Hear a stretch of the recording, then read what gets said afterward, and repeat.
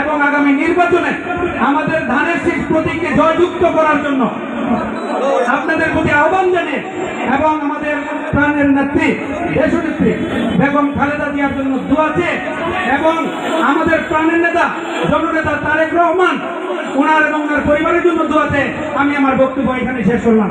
ধন্যবাদ সবাইকে, ভালো থাকবেন।